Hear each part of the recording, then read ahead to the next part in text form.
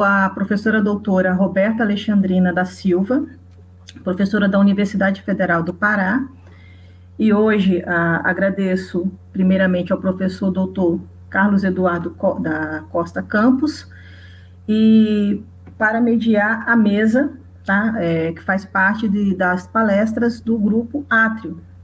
Bom, eu gostaria de apresentar o professor doutor Dario Sanches Vedramini, tá? Doutor em História Antiga, pela Universidade de Tübingen, da Alemanha, professor titular da Cátedra de História Antiga e Licenciatura do Departamento de Humanidades da Universidade Nacional de La Rioja, e membro do Conselho Nacional de Investigações Científicas e Técnicas do CONICET. Também professor da Cátedra de História Antiga em geral, e da Escola de História da Universidade Nacional de Córdoba. O professor hoje nos agraciará com a conferência com o título La imagen de Alejandro Magno y las medallones contorneados del Bajo Império Romano. Professor, o senhor tem de 30 a 40 minutos. Quando for a 30 minutos, eu falarei, que falta basicamente 10 minutos, e quando for em torno de 5 minutos, também farei a mesma observação. Bom, um bom dia para o senhor, é um grande prazer em conhecê-lo, e dou a palavra ao senhor agora. Bueno, muchas gracias, buen día para todos los que están escuchando en esta conferencia cuando se transmita. Es un gran placer para mí poder estar con ustedes y poder presentar este modesto trabajo. Quiero agradecer al profesor Carlos por la invitación a formar parte de esta exposición. Hace mucho que quiero conocer el Museo Histórico Nacional de Brasil y las investigaciones que allí se llevan a cabo. Entonces esto me parece que es un importante paso, y espero en el futuro poder volver a estar con ustedes de manera presencial. Y quiero también agradecer a Roberta por la gentil presentación y por acompañarme en esta tarea. Como les decía Roberta, el título de mi exposición es La imagen de Alejandro Magno en los medallones contorneados del Bajo Imperio. Lo que les voy a presentar es una versión un poco acortada de un trabajo de investigación un poco más largo. Entonces, algunas cosas por ahí van a ser pasadas un poco rápido, pero bueno, espero que quizá eso despierte la curiosidad de ustedes para después, si se publica efectivamente el trabajo, buscar ahí con más profundidad algunas de las cosas que yo solamente puedo hoy en día esbozar, digamos, ¿no? Entonces, Alejandro Magno no necesita presentación. Todos sabemos quién es Alejandro. Pero quizás puede ser para ustedes un concepto menos conocido, este concepto de los medallones contorneados, que son un tipo de piezas muy específicas del Bajo Imperio Romano. Entonces, quiero comenzar un poco explicando qué son estos medallones contorneados, digamos, ¿no? Porque lo que vamos a ver es la imagen de Alejandro Magno en esos medallones y cómo podemos interpretarlos. Este término contorneados, en alemán contorneat medallions, en inglés contorneates, en italiano básicamente, que es la expresión original contorneato, es el nombre con el que se conoce o se designa habitualmente, desde el Renacimiento por lo menos, a un grupo de medallones del Bajo Imperio que tienen características muy particulares que las distinguen de toda la otra producción numismática de este periodo, digamos, ¿no? Se distinguen porque fueron medallones acuñados o fundidos en Roma durante los siglos IV y V después de Cristo, y porque son medallones que tienen un aspecto bastante monetal, es decir, se caracterizan por imitar a las monedas del Alto Imperio. Es decir, son un caso bastante particular. Son medallones del Bajo Imperio, pero como ustedes ven en el ejemplo que está en pantalla, esos medallones del Bajo Imperio tratan en muchos casos de copiar e imitar monedas del Alto Imperio. No imitarlas con precisión, sino imitarlas con características fantásticas, ¿no? Entonces, Esto ha hecho siempre que llamen la atención de los numismáticos y que haya mucha curiosidad por explicar cuál fue el origen y cuál fue el objeto, el objetivo con el que estas piezas, estos medallones fueron producidos, ¿no? Generalmente tienen las mismas dimensiones que un sestercio del Alto Imperio. Es decir, pesan entre 20 y 25 gramos y tienen un diámetro de entre 35 y 40 milímetros, ¿no? Se llaman contorniatos porque la característica más singular que presentan y que los diferencia del resto de la producción numismática de este periodo es que tienen este contorno. Tienen como un surco hundido al borde del campo, tanto del anverso como del reverso, ¿no? Hay ese surco hundido y a su vez el borde externo está levantado. Y tienen un relieve plano. Entonces eso hace que, a diferencia de la mayoría de las monedas antiguas, que cuando uno las pone sobre una superficie plana, generalmente como el relieve sobresale, quedan inestables, estos quedan un poco más estables al apoyarlos sobre una superficie.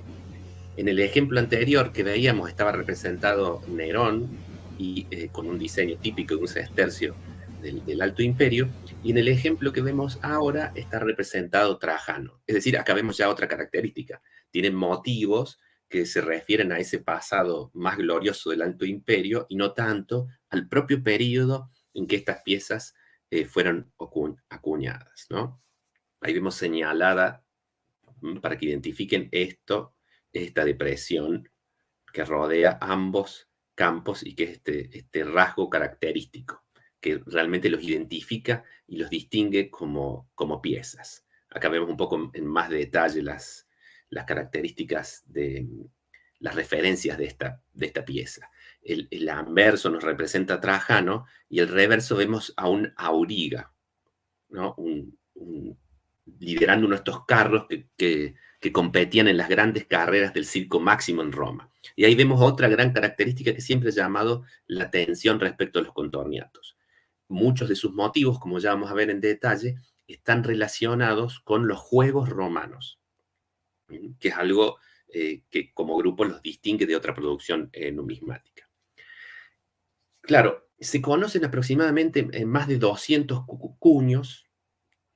Ahí se conservan muchos de estos contorniatos, y de esos contorniatos que fueron catalogados, sobre todo desde el siglo XIX, se produjeron los primeros catálogos, como por ejemplo el catálogo de Sabatier, y después en el siglo XX el gran catálogo de Alfeldi, y después un poco el complemento de Mittag. Ya vamos a ver estos autores que han estudiado los contorniatos, quiénes fueron. Pero podemos decir que de la producción de los contorniatos podemos distinguir tres grupos, ¿no? Un primer grupo, que es el de los contorniatos regulares, que sería el grupo mayoritario, el 90% o más de las piezas corresponden a este grupo de contorniatos regulares, que serían estos que representan emperadores del pasado y que tienen motivos ligados a los juegos romanos.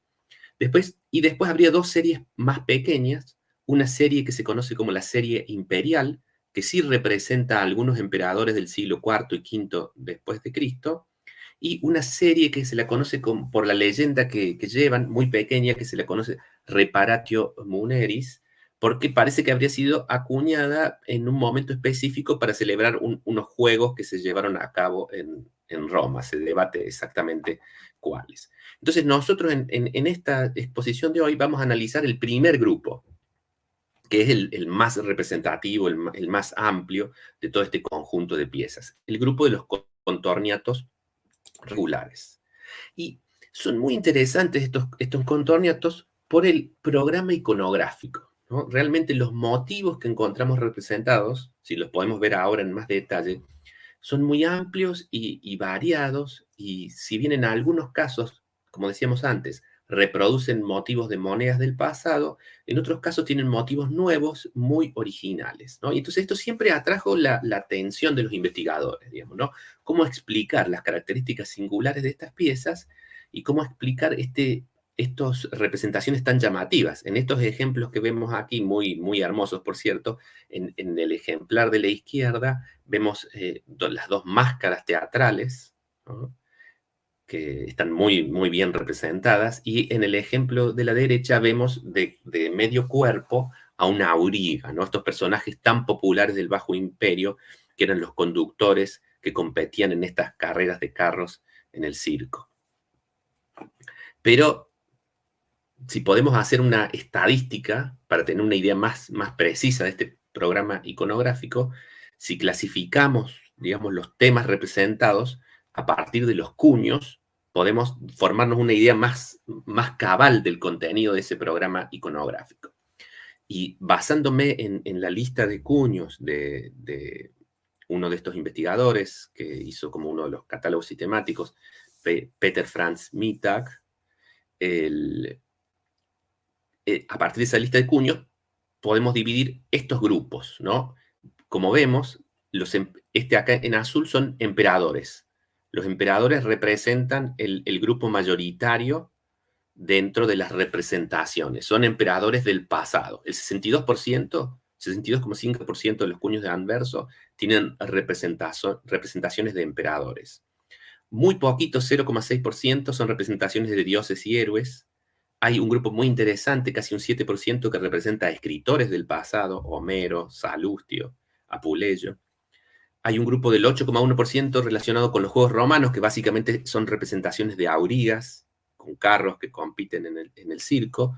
Después hay representaciones de la ciudad de Roma, y hay un grupo muy interesante y muy llamativo, que es el que quiero hoy yo concentrarme, que son representaciones de Alejandro Magno y su madre Olimpia, que son llamativos dentro de este contexto porque como que no encajan con el resto de los motivos, ¿no es cierto? Todos los otros motivos están básicamente relacionados con Roma, son temas muy romanos, y acá tenemos a Alejandro y Olimpia como un tema un poco extraño dentro de este conjunto. ¿Qué pasa con los cuños de reverso? ¿No? Acá podemos agruparlos en menos grupos, y acá predominan este tema que ya está presente en los anversos, pero en menor medida, que son los juegos romanos. Ahí tenemos el 45% de los reversos, tiene que ver con los juegos, directa o indirectamente conectado con los juegos. La ciudad de Roma y diversas escenas de la historia ligadas a Roma ocupan casi un 19% de los cuños de reverso, mientras que dioses y héroes un 32,4%. Pero, sorprendentemente, también en los cuños de reverso, entre todos estos temas romanos, aparecen representaciones de Alejandro y su madre Olimpia, ¿no? Y eso es algo, por lo menos, llamativo. Si hacemos ahora una estadística un poco como más precisa de los retratos, si nos fijamos ahora en todos los cuños de anverso que presentan retratos y hacemos una estadística de todos los individuos que aparecen ahí, vamos a ver que aparecen emperadores como Honorio, Teodosio, mujeres de emperadores como Faustina, aparecen emperadores del pasado lejano como Augusto, Nerón, Vespasiano, pero la figura más popular es Trajano, el emperador Trajano, que ocupa casi el 25%. Y si nos fijamos cuál es el segundo más popular, ¿cuál es el segundo más popular? Ahí por poco le gana a Nerón Alejandro Magno. Alejandro tiene casi el 16% de los cuños de los retratos en los cuños de anverso, y Nerón el 12,1%. Y todavía hay algunas representaciones de la madre de Alejandro, que en realidad las deberíamos sumar porque corresponden con el mismo tema de Alejandro, ¿no? Olimpia también aparece en casi el 2% de los cuños. Veamos algunos ejemplos de estos temas. Acá vemos completo este contorniato con escenas de aurigas, estas escenas típicas ligadas a los juegos. Acá vemos las máscaras de teatro que veíamos recién en más detalle.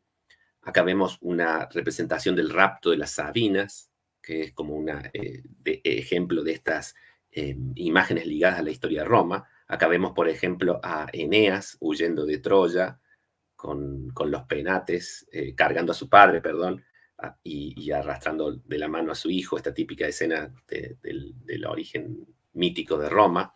Acá vemos una representación de la ciudad de Roma. Como ustedes pueden ver, este ejemplar está perforado. Esto es importante porque parece que muchos ejemplares, un 5% de los ejemplares que se conservan tienen orificios, es decir, que se se los usaba como colgantes. Esto se ha debatido mucho sobre el significado de esto. Escenas mitológicas, como aquí vemos probablemente a Eneas enfrentando a los monstruos de Sila y Caribdis en este pasaje de la Eneida. Y sobre todo es muy común la representación, como decimos, de emperadores y miembros de sus familias. Trajano siendo el emperador más popular, tal como decíamos. Y entre esos personajes históricos que acompañan está Alejandro Magno. Acá vemos una representación de Alejandro Magno bastante particular en el estilo, ¿no? Es un Alejandro medio con un cuello largo, no es artísticamente muy lograda la representación de Alejandro. Esta es otra característica de los contorniatos. La manufactura de los contorniatos no es de muy buena calidad. Los grabadores de cuños a veces no parecen haber sido artistas demasiado capacitados, digamos, ¿no? Entonces, y aparte es común en muchos contorniatos que se cometan errores ortográficos en las leyendas de las monedas. Y eso también es otra característica que siempre ha llamado la atención de estas piezas, digamos, ¿no? ¿Por qué presentan estas características? Entonces, y acá vemos un ejemplo de los escritores e intelectuales. Acá vemos a Homero, con la leyenda en griego, en este caso, que lo identifica. Veamos entonces más detalle, o sea, hemos hecho un panorama de los contorniatos. Ahora veamos en más detalle las representaciones de Alejandro, digamos, ¿no? Porque mi punto es que si vemos el conjunto de las representaciones de Alejandro, podemos formarnos una idea de con qué objeto se lo incluye, con qué objetivo se lo representa en estos medallones. Y en este caso sí voy a mostrar dibujos como para esquemáticos de los cuños, como para que se entiendan los rasgos, ¿no? Como una tabla de todos los cuños, en las cuales no vamos a ver en detalle, pero ustedes van a encontrar las leyendas y la imagen, digamos, ¿no? Los cuños de anverso en la lista de Mittag, de este investigador, están representados con números romanos, ¿no? Entonces acá vamos viendo que los primeros 5 cuños tienen esta imagen que ya hemos visto recién en la fotografía de Alejandro mirando hacia la derecha con la piel del león de Nemea, en esta asimilación a Hércules como una de las representaciones características de Alejandro.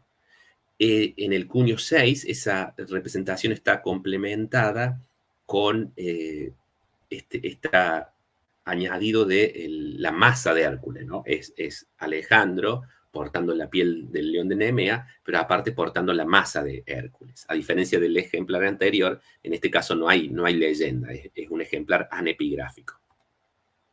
Acá tenemos una variante de este estilo de cuello más alargado, donde está representado más la piel en más detalle, la piel del león, y vemos incluso las patas de la piel del león que están como atadas al cuello para que no se le caiga la piel de la cabeza a Alejandro.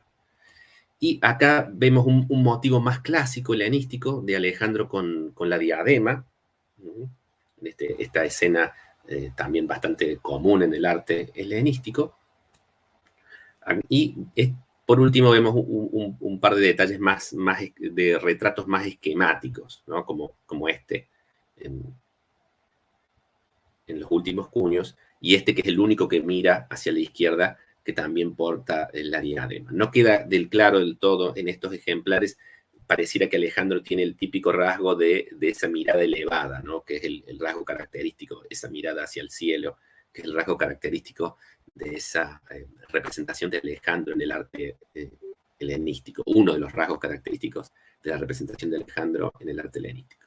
Entonces, lo primero que podemos decir de este panorama de los cuños es que se reproducen motivos clásicos del estilo de representación de Alejandro que vienen del arte helenístico y que han sido reproducidos por el arte romano, pero se los reproduce de una manera bastante esquemática, hay que decirlo, y hasta con una cierta torpeza.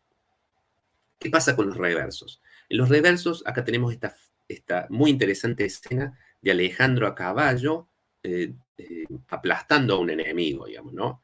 Que esta escena podría ser cualquier emperador romano el que está representado aquí, pero aquí las leyendas, ¿no? Las leyendas nos lo identifican inconfundiblemente. La leyenda dice Alexander Magnus Macedón. O sea, no puede quedar dudas de que estamos aquí frente a Alejandro y no frente a un emperador romano. Y aquí también otro ejemplo con leyenda en griego, donde vemos a Alejandro sentado portando un escudo, y a sus pies está la coraza y el yelmo, es decir, descansando después del combate Alejandro, y el escudo es muy interesante, tiene una escena representada que parece ser una escena de un héroe que ha capturado a una amazona, ¿no? Ese sería el motivo que aparece representado ahí. ¿Qué pasa con las representaciones de la madre de Alejandro, que forman para mí parte de este conjunto? Vemos aquí a Olimpia, representada en el típico retrato de la reina helenística, de la princesa helenística, portando el cetro, ¿no? Y con ese busto drapeado y velado. Una representación que está inspirada probablemente en los medallones de Abukir, otra representación del periodo de Caracalla, unos medallones del periodo de Caracalla. La vemos aquí muy interesante, representada a Olimpia con la piel del león de Nemea y la masa de Hércules, es decir, asimilando a Olimpia a la figura de Ónfale, esta princesa que cambia vestimentas con Hércules, famosamente, de acuerdo al mito. Ella se viste con las ropas de Hércules y Hércules se viste con sus ropas en un mito de transvestismo.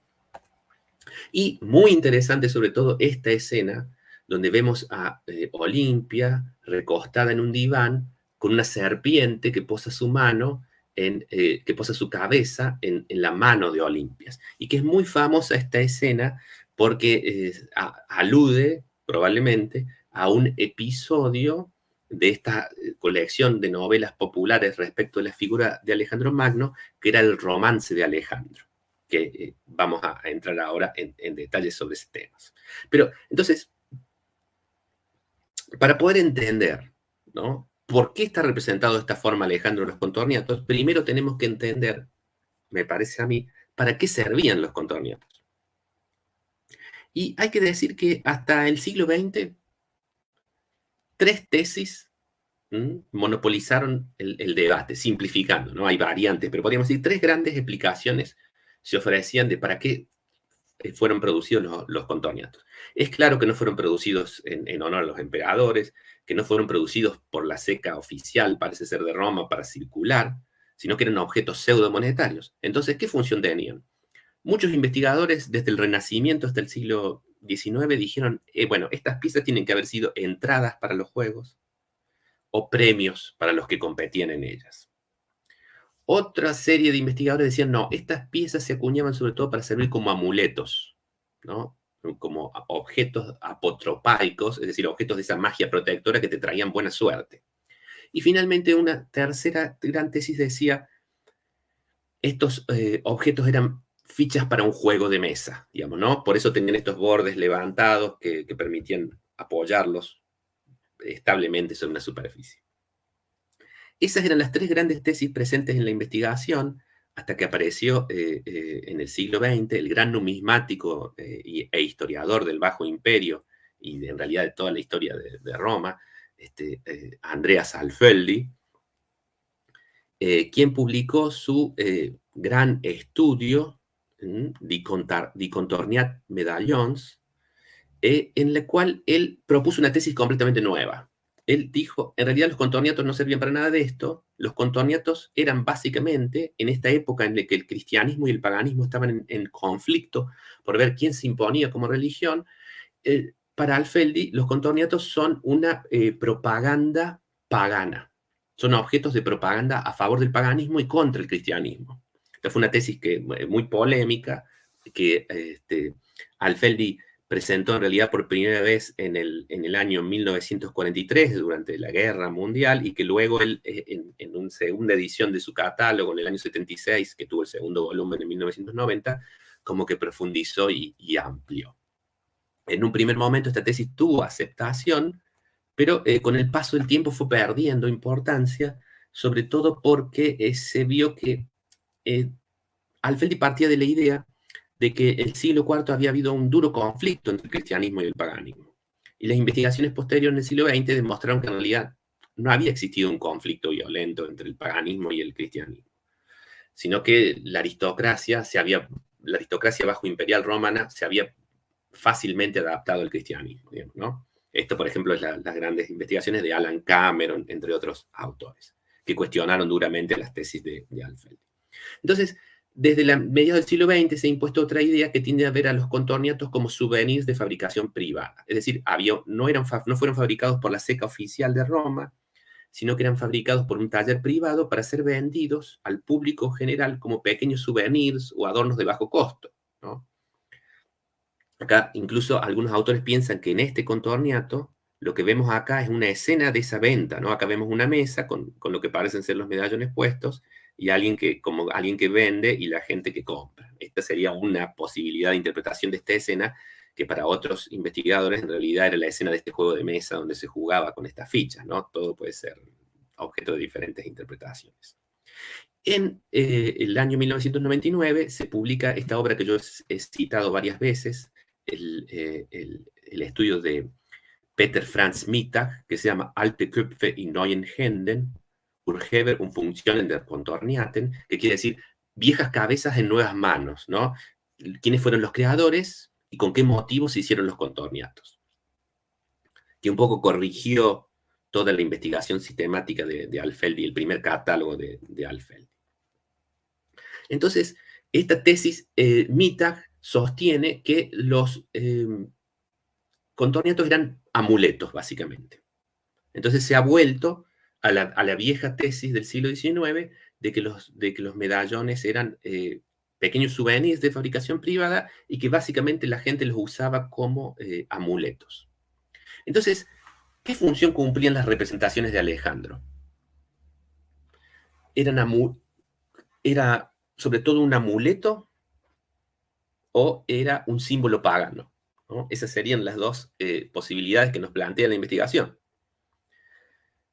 Y yo digo que ninguna de las dos, pero veamos en detalle esto, que voy a esbozar el argumento que es más complejo, pero por lo menos la idea, ¿no? ¿En qué se basan los autores que dicen que Alejandro y los contorniatos con Alejandro básicamente servían como amuletos? En esto coinciden tanto Alfeldi como Mittag, digamos, los dos investigadores coinciden. Se basan sobre todo en un pasaje de Juan Crisóstomo, en una homilía que él tiene, que se llama Ad Illuminando Catequeses, con el título en latín, porque en esta homilía que Juan Crisóstomo da en Antioquía, él le reprocha a los catecúmenos que escuchan su homilía diciéndole, ustedes vienen acá a hacerse cristianos, pero después se cuelgan del cuello amuletos o monedas con la cara de Alejandro Magno, como una práctica que sería no cristiana. Entonces, Juan Crisóstomo les dice, ustedes si quieren ser buenos cristianos, no hagan esto, ¿no? Entonces, este pasaje siempre ha sido interpretado como una prueba de que las monedas de Alejandro tenían una función particular como amuletos, que la gente se colgaba, porque la idea era que una figura victoriosa como Alejandro te traía asociada esta potencia de victoria. Y bueno, por eso también algunos contorniatos sin duda servían como amuletos, porque encontramos, como decimos, contorniatos que tienen perforaciones para ser colgados. Pero mi argumento es que esto no puede ser la explicación, que es un uso marginal de los contorniatos. ¿Y en qué me baso? En que si nosotros nos fijamos, solamente un 5% de los contorniatos están, o un poco menos, tienen perforaciones. Entonces, si realmente los contorniatos hubieran sido producidos para ser usados como amuletos, la práctica de todos los amuletos, lo que sabemos arqueológicamente y en las fuentes literarias de los amuletos, es que las personas tendían a llevarlos en el cuerpo, los amuletos. Se usaban básicamente como colgantes. Entonces, uno esperaría que más contorniatos tuvieran perforaciones. Ahora, ¿qué pasa con los contorniatos de Alejandro? Uno podría decir, bueno, tendríamos que ver que si los contorniatos de Alejandro se usaban para amuletos, esos sí tendrían que tener perforaciones. Y en realidad lo que vemos es que los contorniatos de Alejandro tienen el mismo porcentaje dentro, hacia el interior de ejemplares perforados que en el conjunto de los contorniatos. Aproximadamente un 5% de los contorniatos con Alejandro tienen perforaciones. Entonces esto quiere decir que no, si, no tenían un uso privilegiado como amuletos, sino tendría que ser ese porcentaje más alto en el caso de los contorniatos que representan a Alejandro. Digamos, no hay evidencias de que demuestren que ese uso de amuletos realmente era más común que, que lo que indica esto. Ahora, ¿qué pasa con la imagen del santo pagano? Digamos, ¿no? Para Alfeldi, esta función de Alejandro tiene que ver con la aparición de Alejandro en las leyendas de Alejandro, todo este ciclo de leyendas en torno a la figura de Alejandro, que para el periodo romano y bajo imperial se ve transformado ya más que en un personaje histórico, en un personaje semificcional, y las leyendas que circulaban sobre él eran leídas, muy consumidas, reproducidas en el arte. Era una especie de héroe popular, Alejandro, digamos, ¿no? Y todo esto lo vemos claramente en estos textos en griego y en latín que se conocen como el romance de Alejandro, que cuentan toda una historia, toda una biografía paralela de Alejandro que combina elementos fantásticos con algunos elementos históricos. Uno de los elementos que entonces para Alfeldi estaría acá sería esta imagen del Alejandro ficcional, y recordando que Alejandro pasaba por ser el hijo de Zeus, y entonces el Alejandro estaría representado para Alfeldi y para quienes siguen esta idea como un ejemplo del Zeios Aner, ¿no? El hombre santo, el hombre divino, el hombre que alcanza esa conexión con la divinidad.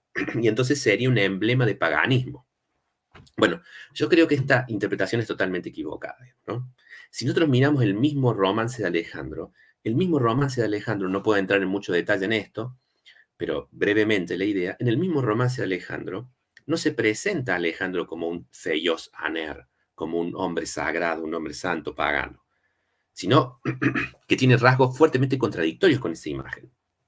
De hecho, en la tradición del romance de Alejandro, Alejandro no es representado como el hijo de Zeus, sino que es representado en una novela de intrigas como el hijo de un faraón egipcio, Nectanebo, que con trucos de magia seduce, transformándose en serpiente, a la madre de Alejandro y yace con ella, engañando a Filipo, el esposo, haciéndole creer que su esposa haya sido con Zeus, cuando en realidad es él el que se ha acostado con ella y es él el que ha engendrado. Entonces, en realidad, en vez de ser un cuento elevado de la conexión con la divinidad, lo que vemos en el romance de Alejandro es que es la novela pícara del esposo cornudo y del amante astuto que engaña al esposo y se acuesta con la esposa. Nada más lejos, me parece a mí, que la historia del elevado Hijo de Dios respecto a esta novela satírica de la esposa infiel, el esposo engañado y el amante astuto.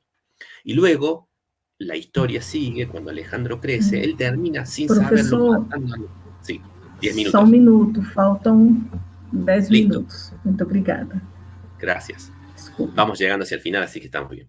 Entonces, cuando crece Alejandro en la historia, él termina matando a Nectanebo, que antes de morir le revela el secreto de que él es verdaderamente su padre, digamos, ¿no?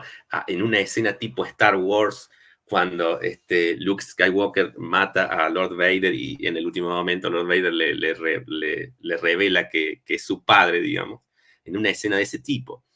Y queda choqueado Alejandro al saber que ha matado a su padre, digamos, a su padre biológico.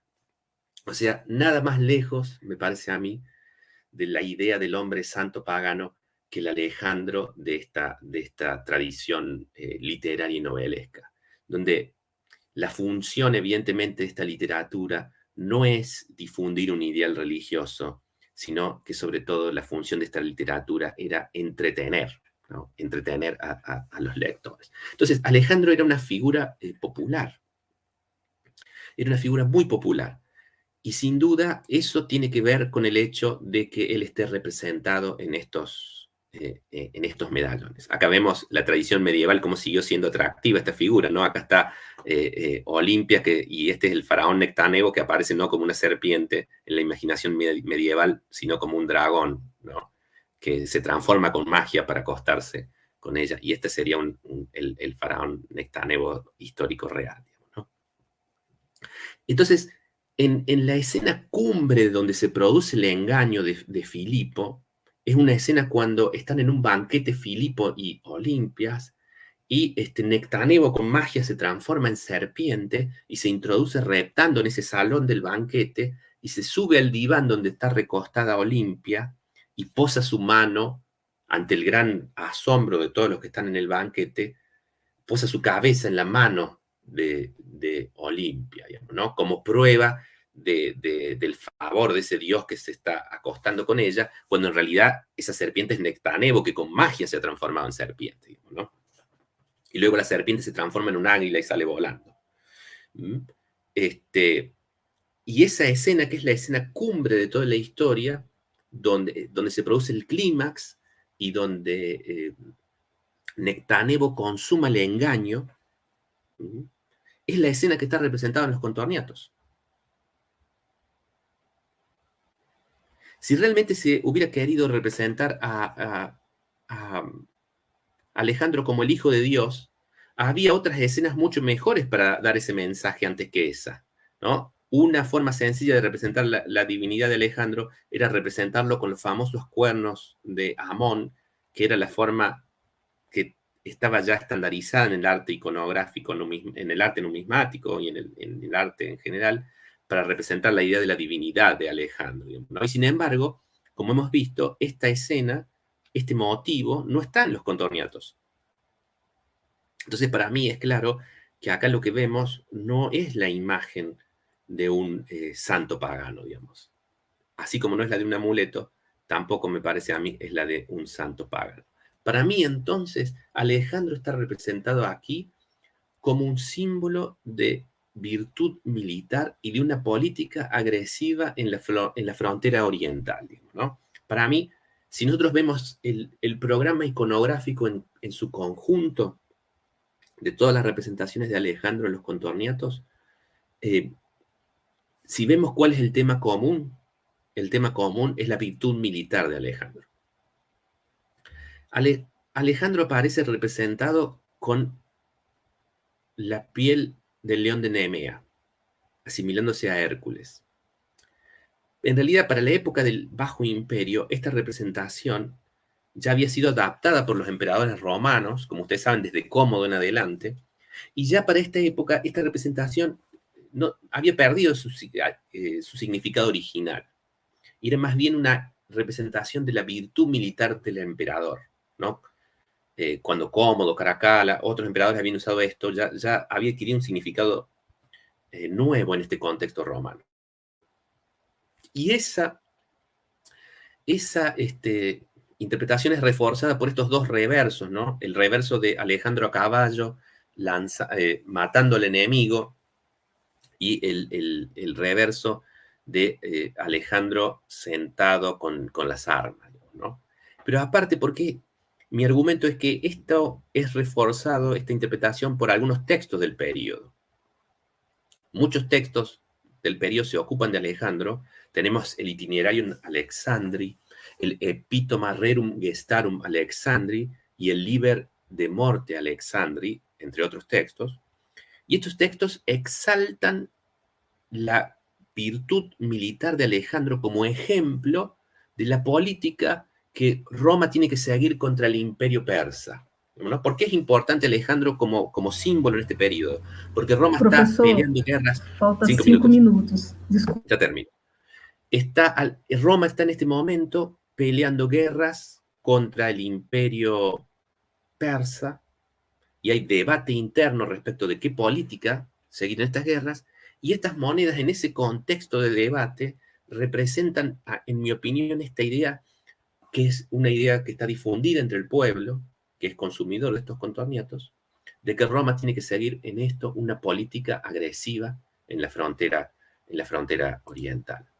Por eso Por eso, Alejandro y Trajano son los dos motivos más populares en los contorniatos. Si vemos qué rasgo tienen en común Trajano y Alejandro, lo que tienen en común los dos es que los dos representan esa política agresiva en la frontera oriental. Los dos fueron grandes vencedores sobre los persas de sus épocas, de sus respectivos periodos. Entonces los dos ilustran esta idea, ¿no? De hecho, uno de los textos que mencionaba antes, el Itinerarium Alexandri, justamente escrito por algún autor anónimo que no sabemos quién fue, para el emperador Constancio, en ese texto se le dice: te quiero presentar la historia de Alejandro, porque la de Alejandro y la de Trajano son los ejemplos que nosotros tenemos que seguir, ¿no? O sea que ahí está hecha esta asociación en la época de estos dos motivos. En conclusión, en mi opinión, los contornietos son una fuente muy rica, digamos, ¿no? En este trabajo no hemos hecho nada más que explorar brevemente la superficie, digamos, ¿no? En esto coincido con Alfeldi. Alfeldi decía: los contorniatos son una ventana a la mentalidad de esta época. En eso coincido con Alfeldi. Pero difiero de él en la idea de que no son una ventana a las preocupaciones religiosas, sí son una ventana a las preocupaciones del pueblo y a los intereses del pueblo. Porque como los contorniatos eran consumidos por compradores y ellos compraban los motivos que les interesaban, ellos entonces indirectamente con su demanda seleccionaban los motivos que los vendedores de contorniatos elegían, porque los vendedores de contorniatos lo que querían era venderlos, entonces elegían los motivos más populares. Si nosotros vemos algo muy interesante en esta tabla que presenta Mita, de cómo fue cambiando con el tiempo, podemos reconstruir secuencias cronológicas de los contorniatos y ver, digamos, qué contorniatos se produjeron en qué época, y nosotros vemos que los contorniatos de Alejandro son con los que empieza la producción de contorniatos y se mantienen populares durante todo el periodo de producción. Es decir, nunca perdieron popularidad. Sin duda, vemos que era un motivo que tenía un mensaje que era importante para la población. Y al mismo tiempo vemos que los contorniatos de Trajano, que en un primer momento se producen poco, hacia el final se vuelven cada vez más populares. Entonces, sin duda, yo creo que esto es una confirmación para mi tesis. Bueno, y les agradezco mucho por la atención. Espero que se haya entendido la exposición, que ha tenido que ser por fuerza sintética, y con mucho gusto recibiré por correo las preguntas que quieran hacerme llegar. Así que, muito obrigado. Professor, 40 minutos eu acho que é até pouco, pela profundidade da sua análise e por uma abordagem bem interessante principalmente sobre essas propagandas, né, na antiga, sobre a questão dessas representações, desses contorniatos. Eu tenho uma pergunta, e muito obrigado pela belíssima apresentação. Eu espero que todos que vejam percebam a grandiosidade do seu trabalho, que foi maravilhosa essa apresentação. Eu nunca vi essa outra interpretação sobre como essa análise de como, na verdade, há essa representação de Alexandre, essa outra representação, e até mesmo questionar nas representações, na análise tradicional de como Alexandre era visto nesses contorniatos, né? Eu vou somente fazer uma pergunta que eu achei que foi muito clara a sua apresentação. Ela foi muito clara e foi particularmente muito bem direcionada. O senhor conseguiu, e isso é muito difícil na nossa área, nós sintetizarmos, nós mostrarmos, né, tanto a análise quanto, na verdade, o direcionamento da onde que nós estamos partindo, do que nós estamos criticando.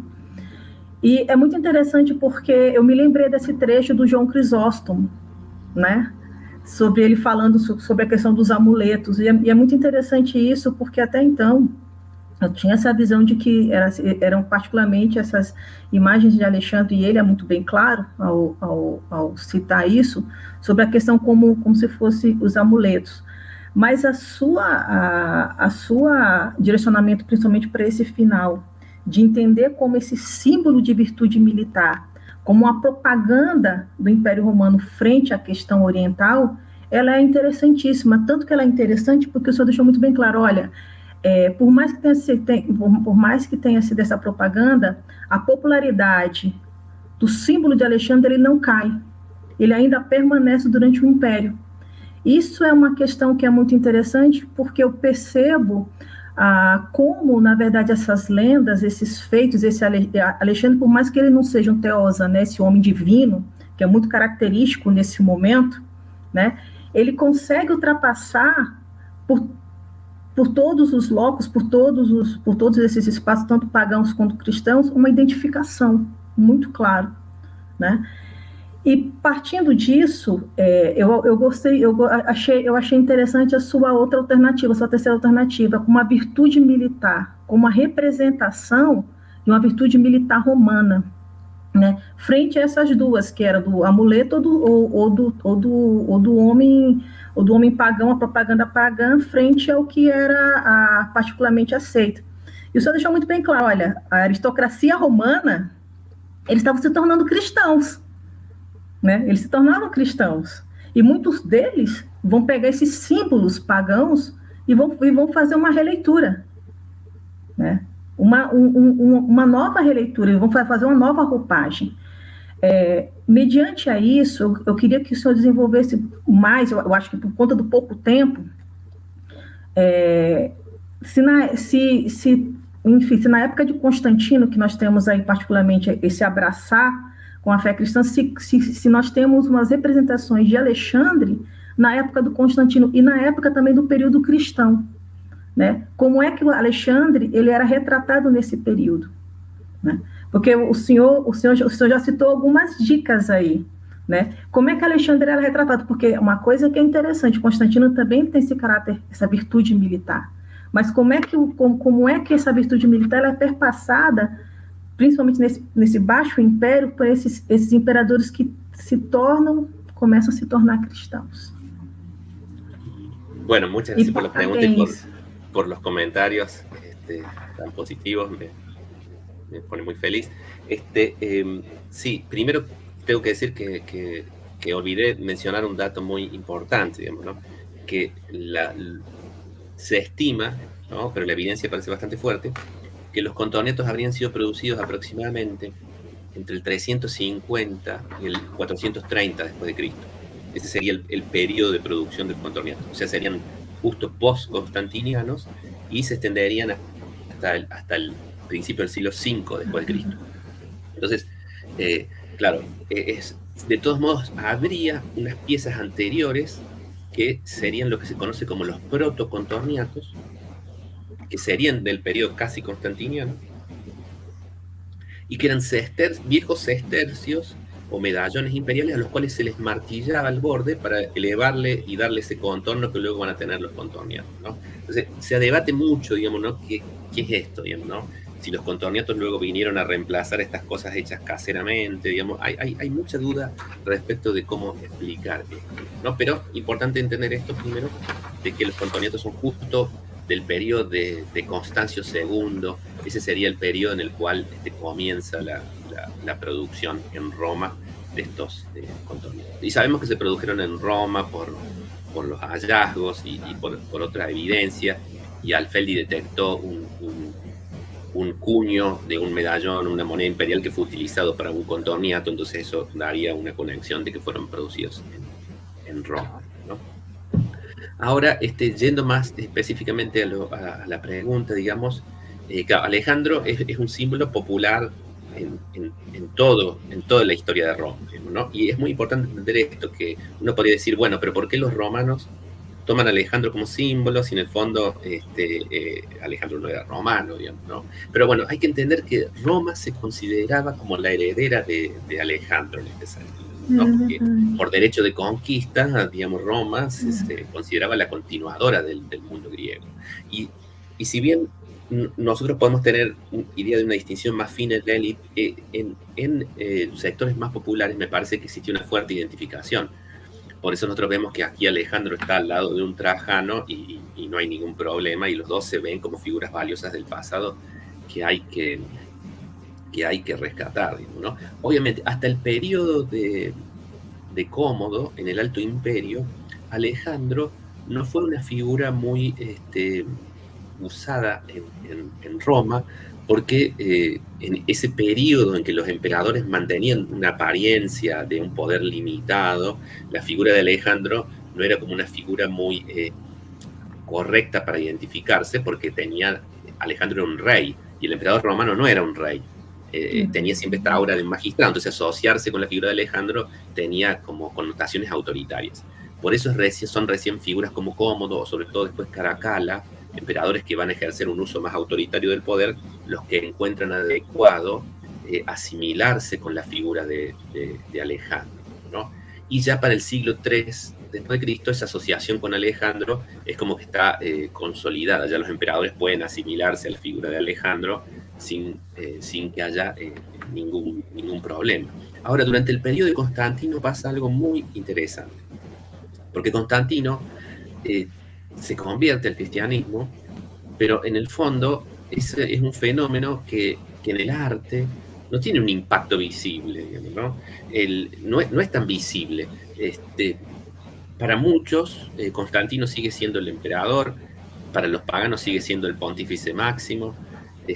No hay un quiebre abrupto con el pasado. Ese quiebre recién se va viendo gradualmente en los sucesores de Constantino. Lo que sí diseña Constantino es un nuevo retrato imperial. Y es muy interesante que en ese retrato imperial se inspira en Alejandro, porque justamente lo que va a tomar Constantino es la diadema como nuevo símbolo imperial, y la diadema es el símbolo real helenístico, ¿no? Y sobre todo consagrado por Alejandro, como gran arquetipo del rey helenístico. Y lo que va a adoptar Constantino de Alejandro es la mirada al cielo, ¿no? Alejandro aparece representado siempre con los ojos mirando no al frente, sino mirando hacia arriba, que es como una idea de transmitir la idea de una inspiración divina, ¿no? Es la idea del Theos Aner, ¿no? Constantino, con mucha habilidad, adopta este símbolo, y que es un símbolo polisémico, porque para el cristiano, la mirada al cielo de Constantino puede significar, claro, este es un hombre santo que está inspirado por Dios.